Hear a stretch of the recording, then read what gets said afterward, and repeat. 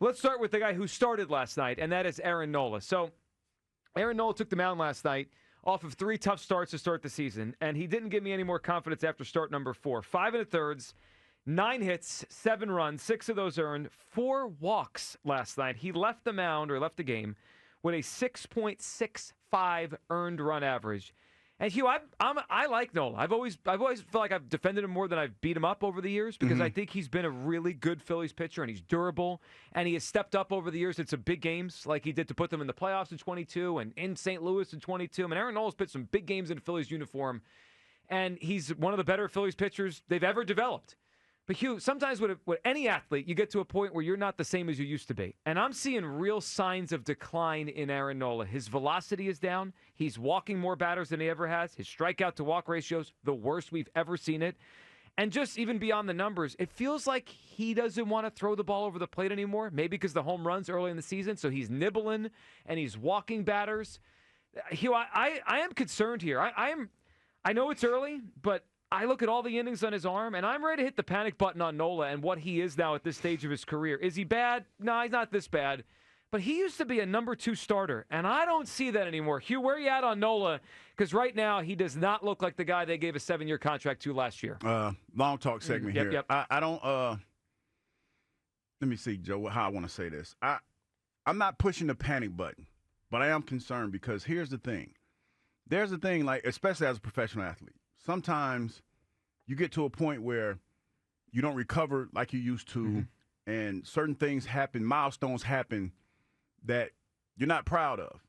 Like last night, I think it was the first time in his career that he's had 3 losses or 4 losses. 4 losses in a row. 4 losses in a row. 4 losses in a row. He's a little bit older, and to your point, you talk about his velocity is down a little bit. I think that he's at a point where I don't think he's cooked. I don't think that. I want to say that first. But I think that he's probably at a point where he's in rarefied air where he's kind of second-guessing himself a little bit. Because like you said, his velocity's down. So when your velocity's down, you have to have better location. And right now he's walking everybody. Yeah, you have to have better location. And so now you're in a position where, you know, you're probably looking at it like, damn, this has never happened before. Can I work my way out of this? Right. So I'm a little bit concerned about that. I think that's probably where he is in his career. He's not that old. He's 31 years old. So it's probably one of those things where he's probably in a space where he's not comfortable being in, and he's trying to figure out how to work his way out of it. Yeah, well, he is not. He does not look comfortable right now at all. 215-592-9499 for your reaction to the Phillies last night. 11-4 they lost. Again, the defense ugly. The crazy. Situational hitting stinks right now. And there's not playing good baseball for now 2 full weeks. And even beyond that, you go back to the middle of last season. It feels like that same malaise. But the Nola situation is troublesome. Hugh, it's 2 things. It's like him and then him wrapped up in the team. He doesn't look the same. But the strength of this team is supposed to be their starting pitching. And unfortunately right now it's not. I'd say the starting pitching this year overall, like when you add all the guys, right? The Wheelers, the Nolas, the Luzardos, Sanchez, and obviously Taijuan has been the 5th guy. It's been okay, right? If you add all 5 together. But Nola's a big reason why it hasn't been very good. He's stunk so far this season. And Hugh, you're right. He's not old. But I've wondered this for a while. How many innings does he have left in his arm? I mean, high-end innings, right? He's not hurt. There's no one saying he's hurt. But he's thrown a lot of innings. Sometimes those innings catch up to you. He's thrown 200 innings, 30 starts every year over and over and over again.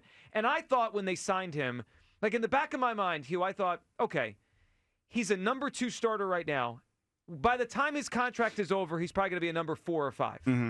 I'm just starting to wonder, did we skip the number 3? You know what I mean? Like that trajectory of... Yeah, because you're wondering whether or not he fell off the cliff. Yeah, or like, did he fall faster than I anticipated? So he was a number 2. Right now, he looks to me like a number 4. And I thought we would get some years of him as a number 3. This is a big drop compared to where he was a couple years ago. 215-592-9490 for your reaction to Nola last night.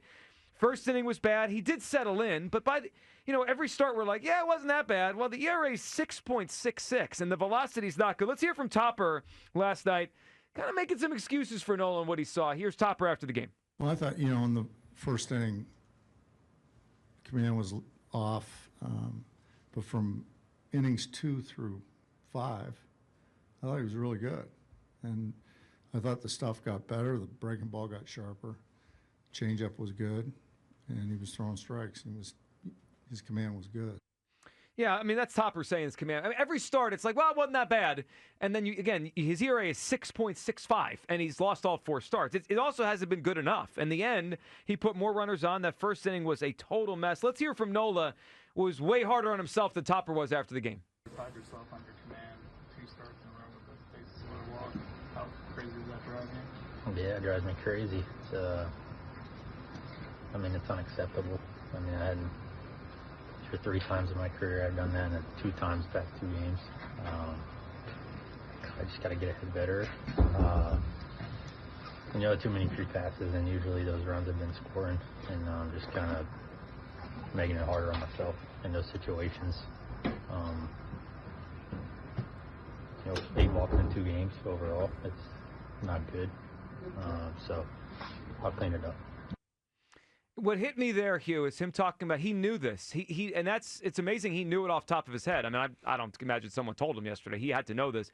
So he walked a runner in yesterday. He did in his last start. And he said there he's only done this 3 times his whole career. That's what I'm talking about, Joe, because you get to a point as a former athlete where you start to see a pattern that you don't want to see. Yeah. And now you're starting to second guess yourself. For him to be that aware of the times that he's done it is telling. He's in his head a little bit, and he's wondering whether or not he can work out of this. I think he can. Because I think Topper mentioned something about his numbers in April.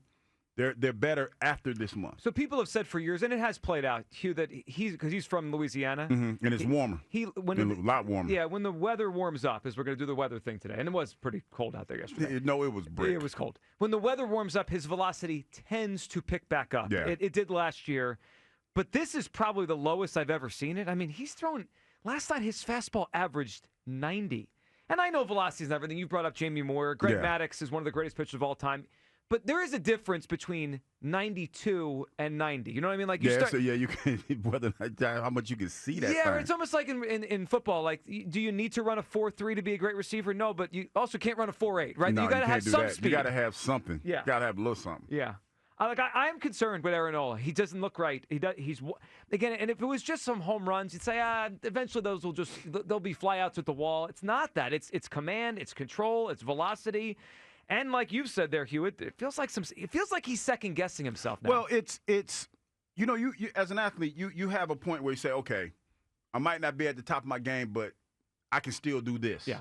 Or I could do that. I might not have my velocity, but I still have my location or something like that. Yesterday he didn't have either. And it was probably frustrating for him.